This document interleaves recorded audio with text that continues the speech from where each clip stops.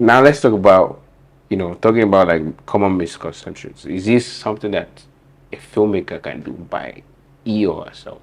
Oh, well, it depends on the goal. Every filmmaker, every producer should have a personal goal and what they want to achieve. You have some people who go into movie production just because they probably just want to test the waters. They're first filmmakers, and they just have a good story. They just want to put it together and put it out there. But you have people who are filmmakers and film producers, right? This category of people must have a vision in mind in terms of numbers, right? What numbers do you want to do in the box office? Then, if your vision is clear and you know that you want to really do the numbers in the box office, then it becomes very paramount and very important that you deploy the right marketing and PR strategy. Now, marketing and PR are two different things. Marketing, you're driving sales, you want to make money, right? And it's usually on a shorter lifespan.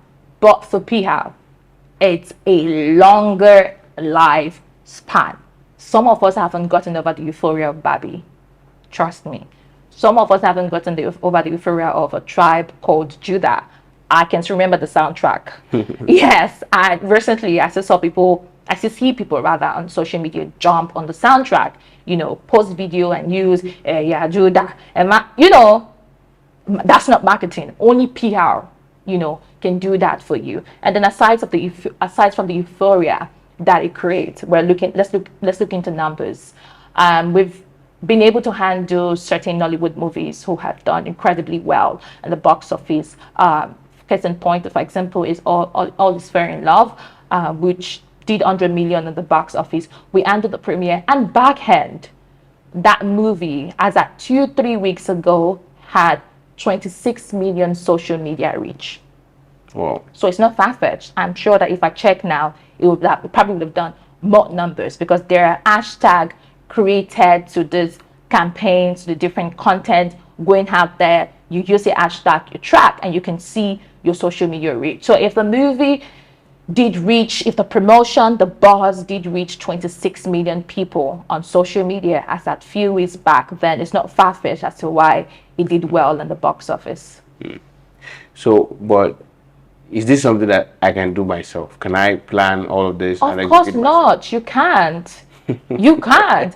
Like I said, it depends on the vision, the size of the company, the brand, the film producer. If you want to, I mean, it's across board. The cuts across board. If you want to achieve something good, you must have a team, and not just team. You must have a team of professionals, and that's where PR comes to play.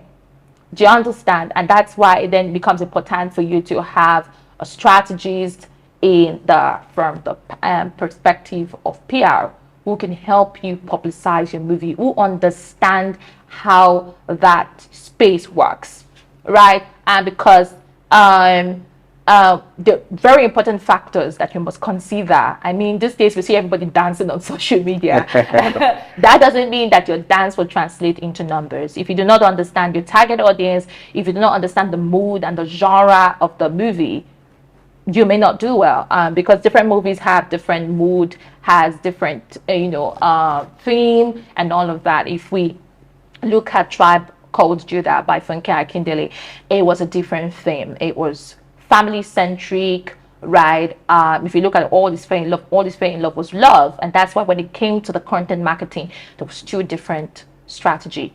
For Tribe Called Judah, we saw Tofunmi Akinseye with the cast and crew and the members jump on different challenges, and they were promoting this family, love, companionship, togetherness, and that was pretty much what the movie was hinged on, right? And you could see that in the way they, did the content, the way, they managed and handled their content marketing. But if you look at All Is Fair in Love, DME did not have to dance because he understood the genre of the movie and the target audience. We also understood that, and that's why there were challenges like the Reese challenge, and every other strategy that was deployed. He also latched on the hashtag Road to 1 billion, which I think is very brilliant. So you have to to work with people who understand the movie industry, who understand who can look at your movie and say, okay, this is your target audience. Look at Barbie, for example. Barbie understood their target audience. In fact, from reports, those who went to watch Barbie, over 60% of the people who watched Barbie were female, and over 70% were under 30 in age. I see. And then you see that their marketing strategy was really tailored towards that specific audience. So they really did understand their audience, right? And you see the effect that it created, the form of inclusivity amongst different females, the thin, the fat, the black, the white, everybody could see a Barbie in themselves. And that's how well they were able to, create, the PR strategy, and they were very authentic with their messaging. So, listening to you talking about all this things like, target audience and all that stuff, it obviously says this is not something that anybody can do by themselves. Yes. They have to employ. But also, the case studies you've given are like kind of big movies. Yeah. So, are you saying that this is not, because sometimes people feel like we just need to do it, small PR. It sounded like to me from listening to you that you're saying it's a go big or go home thing. Yeah, honestly, like I said, it depends on the vision, what you want to achieve. But really, it's either go big or go home. And I explained earlier as to why. The competition is stiff. Do you know the amount of movies people do on a daily basis per time? It's a whole lot. So what singles you out is how well you're able to publicize your movie. If there are movies we've seen movies that do not have great story, but did well in the box office because there's a lot of hype and there's a lot of publicity around the movie. So it's actually go big or go home, or you manage your expectations.